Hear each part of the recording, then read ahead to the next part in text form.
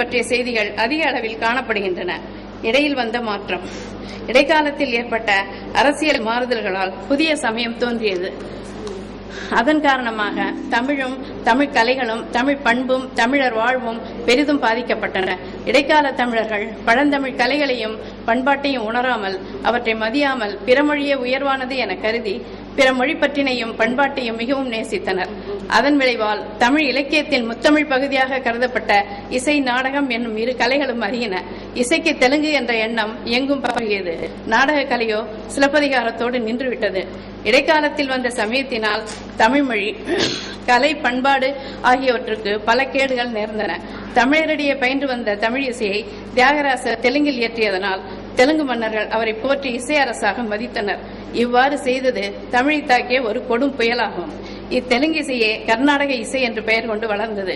இத்தெலுங்கு இசை எப்பெயர் கொண்டு வளர்ந்தாலும் அது தமிழ் இசையே ஆகும் என்பது உறுதி. கர்நாடக இசை தமிழ் இசையின் ஒரு வடமொழி நூல்களில் முந்தியதும் மிக்க தொன்மை வாய்ந்ததும் பரத முனிவரின் நாட்டிய நூலாகும். நாட்டியம் என்பது தமிழ் மொழியில் வழங்குவது போல் நடனத்தை குறிப்பதென்று. பரத முனிவரின் காலத்தில் இச்சொல் நாடகத்தை குறித்தது. நாடகத்தை பற்றிய அவர் நூல் நாட்டியம், இசை, மொழி இலக்கணம், யாப்பு பற்றிய ஒரு தொகுப்பு நூலாய் அமைந்தது. அவர் நூலில் காணும் நாட்டியத்தை பற்றிய குறிப்புகள் அவர் தாமே எந்த நாட்டிய முறையையும் வகுத்ததாக தெரியவில்லை. அங்கு குறிப்பிடப்படும் நாட்டியமும் தென்னாட்டில் இருந்து மேற்கொண்டன என அவரது நூலை சான்று காட்டும். பரத முனிவரின் நாட்டிய நூல் வடமொழி நூல்களும் முந்தியது. இந்நூலில் 5ஆம் அத்தியாயம் 31, 32 ஸ்லோகங்கள் தேவர்களும் தானவர்களும் கூடியிருந்த சபையில் தேவஸ்துதி சித்திர தட்சிண மார்க்கத்தில் 7 வகைகளாக நாரதரை போன்ற இசைவல்லவர்களால் பாடப்பெற்றது என்று கூறுகிறது. சித்திர தர்ஷன வருத்தே சப்த ரூபே பிரகீர்த்திதா சபாஹனே சனிர்கீதே தேவஸ்துதிய பினந்திதே நாரதத்யஸ்து கந்தர்வை சபாயாம் தேவதானவ. இதில் காணப்படும் தட்சிண வருத்தே என்ற பகுதிக்கு இந்நாட்டிய நூலின் உரையாசிரியர் அபினவ குப்தரும் ஆங்கிலத்தில் மொழிபெயர்த்த மதன் கோஷ் என்பவரும் இதற்கு தட்சிண மார்க்கம் என பொருள் கொண்டனர். தட்சிண மார்க்கம் என்ற பெயரே அம்மார்க்கம் வழங்கிய இடம் தென்னாடு என்பதை குறிக்கும். தட்சிண மார்க்கம் என்பது 6 நுண்ணிய தாள வகைகளுள் ஒன்று. இது ஷண்மார்க்கம் என்று பெயர் பெறும். இச்லோகங்களில் பிரகீர்த்திதா நாரதாத்தியஸ்து கந்தர்வை என்ற பகுதி கீர்த்தி பெற்ற நாரதரை போன்ற இசைவல்லவர்களால் தட்சிண மார்க்கத்தில் பாட்டு நடைபெற்றது என உணர்த்துகின்றது. தட்சிண மார்க்கம் எனும் தென்னாட்டு தாளமுறை புகழ் பெற்றிருந்தது என்பதை இதிலிருந்து காணலாம். நுண்ணிய தாளமுறையில் பாடும் இசை ஆதல் வேண்டும் என்பது வெளிப்படை. இவ்வளவு நுண்ணிய முறையில் இசை தென்னாட்டில் வழங்கி வந்தது. அதற்கேற்ற நுண்ணிய தாளமுறை தட்சிண மார்க்கம் என்று பெயர் பெற்றது. இதை பரத முனிவர் அறிந்திருந்தார் என்றும் இவற்றுக்கு பரத முனிவரின் நாட்டிய நூலில் சான்று பகர்வதை காண்க என்றும் ராவ் சாஹேப் கு தண்டபாணி பிள்ளை அவர்கள் தமது பழந்தமிழ் இசை என்ற நூலில் குறிப்பிடுகின்றார். பரத முனிவரின் நாட்டிய நூலில் வேறு சான்றுகளும் உள்ளன. தத்திர தாஷ்ணாத்திய ஸ்தாவதி பகு நிறுத்த கீத வாத்திய கைசிகே பிரயாக சதுர மதுர லலித அங்க அபிநயச என்னும் இக்குறிப்பு நாட்டிய நூலின் 4ஆம் அத்தியாயத்தில் காணப்படுகின்றது.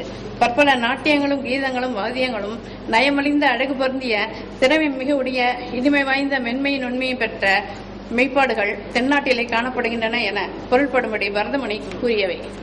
இப்பரத முனிவர் சிறந்த அறிஞர். அவர் காலத்துக்கு முன்பே அவரால் பாராட்டப்படும் அளவுக்கு தென்னாட்டில் இசையும் நாட்டியமும் வளம் பெற்றிருந்தது என்பதற்கு அவரது நாட்டிய நூலே சான்று பகர்கின்றது.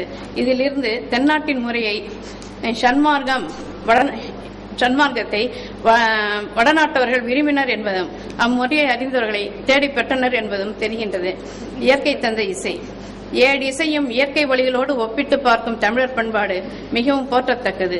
இயற்கையாக உள்ள பறவைகள், விலங்குகள் இவற்றின் ஒலி எவ்வாறு 7 இசைகளுக்கும் ஒத்து ஒலிக்கின்றது என்பதை கீழ்கண்ட சூத்திரங்கள் கூறும். வேண்டிய வண்டும் மாண்டுக கிளியும் குதிரையும் யானையும் குயிலும் தேனும் ஆடும் என்றிவை 7 இசை யோசை என பிங்கள நிகண்டும் வண்டு கிள்ளை வாசி மதையானை தவளை தேனுவோடு 7 இசை என சேந்தன் திவாகரமும் வண்டு கிள்ளை வாசி மதையானை தவளை தேனு ஒன்திரல் ஆடென்று 7 ஓதுமே 7 இசை யோசை என சூடாமணி நிகண்டும் கூறுகின்றன.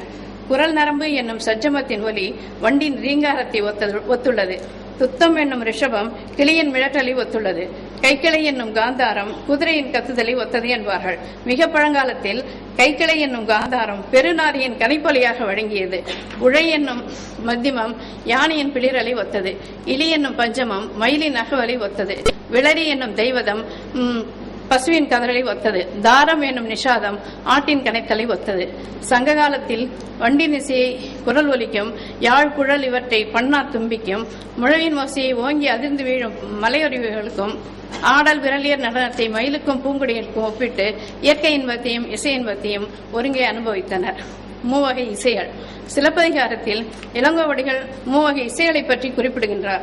அவை: 1. தொன்றுபடும் முறை, இந்த பிரிமோடியல் ஸ்கேல். 2. தொன்மை இயற்கை முறை அல்லது தொன்முறை இயற்கை, இந்த ஏன்ஷியன் நேச்சுரல் ஸ்கேல். 3. புதுமை புகுந்த இசை அல்லது வம்புரு மரபின் இசை, இந்த நியூ ஸ்கேல். 1. தொன்றுபடும் முறை, இந்த பிரிமோடியல் ஸ்கேல். ஆட்சியர் குரவையில் இளங்கோவடிகள் குறிப்பிடும் தொன்றுபடும் முறை 7 சுரங்களில் 5 கிளை நரம்புகளை தெரிந்தெடுப்பதோடு நிற்பதன்று. இந்த 7 சுரங்களையும் 12 பிரிவுகளாக்கியதும் தொன்றுபடும் முறை என காட்டுவார் உரையாசிரியர். தொன்றுபடும் முறையால் நிறுத்தி இடைமது மகள் இவருக்கு படைத்து கோள் பெயரிடுவாள். குடம் முதல் இடமுறையா குரல் துத்தம் கைக்கிளை உழை இலை விளரி தாரம் என விரிதரு பூங்குழல் வேண்டிய பெயரே என்பது தொன்றுபடும் முறையை குறித்த இளங்கோவடிகளின் பாட்டு. இப்பாடலில் இடைமுது மகளாகிய மாதிரி என்பாள் பசுக்களை வளர்த்து பராமரிக்கும் 7 இளம்பெண்களை அழைத்து தொன்றுபடும் முறையால் அவர்களை முறையை வட்டமாக நிறுத்துகின்றாள். தொன்றுபடும் முறை என்பது இங்கு குறவை கூத்து நடத்தும் முறையை கூறுவதோடு 7 சுரங்களும் முறையை எவ்வாறு நிற்க வேண்டும் என்பதையும் குறிக்கின்றது.